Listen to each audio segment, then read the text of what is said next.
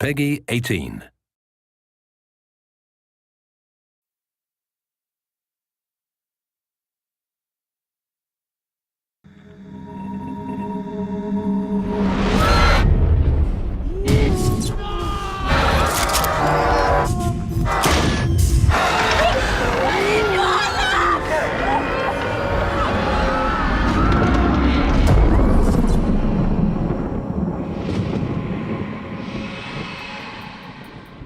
To officially kick off the campaign for Metro Last Light, THQ, in partnership with creative agency Itchy, created an epic live-action short film to tell the story of those present at the end of the world and the beginning of the world of Metro. Ready?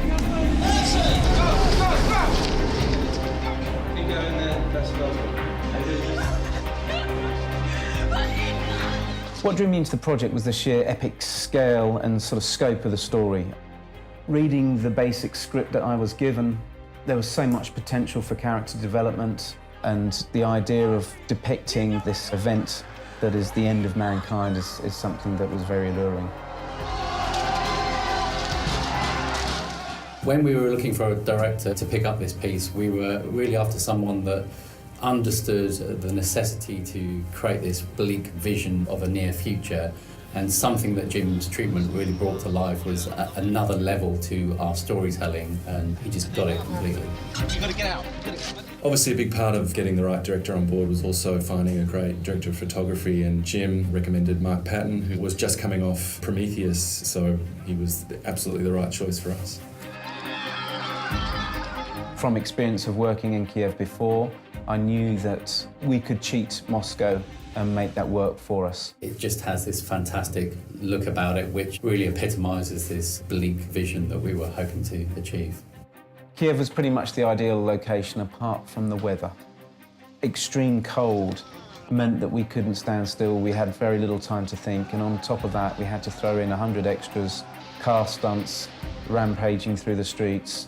But through planning, we actually got away with a lot in the time we had. We also invited a lot of people from 4A to help add to the weight of bodies. And in actual fact, I think we cleared out most of the office. Yeah, that was a lot of fun. The third day was the hardest shoot. We shot for 22 hours without stopping, which was pretty incredible. We had to shoot in 3 locations, including being on the Metro Underground system at 4 o'clock in the morning. The Ranger's costume is based on Artyom's character. I really enjoyed developing that because that's toys for boys. You get to sort of build guns and knives and create uniforms. It was a real process of exploration to design and make his weaponry and his outfit as close as we could to the character in the game. Take your time.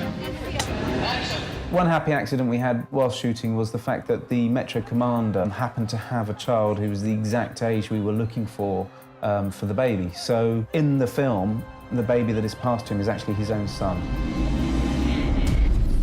Towards the end of the film, we needed to tie in the idea that perhaps this ranger was also the baby. And we felt that one really vital cue would be to use the lullaby. We had a lot of actresses into a casting session and got them to act out the scene with the baby. And one particular mother started to sing the child a lullaby.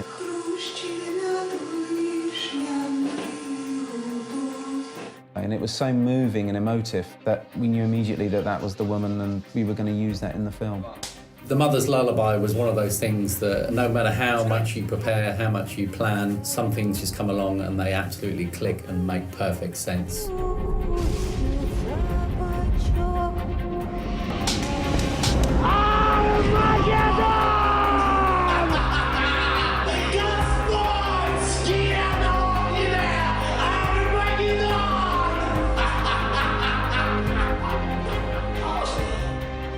We wanted to make a very intelligent film. It's nice to come to your own conclusions and to make your own assumptions on what might be happening. It became apparent very quickly that we had so much great material and so many different converging storylines that we realized in order to stay true to our initial vision and create the epic trailer we always intended, that we allow these stories to be told.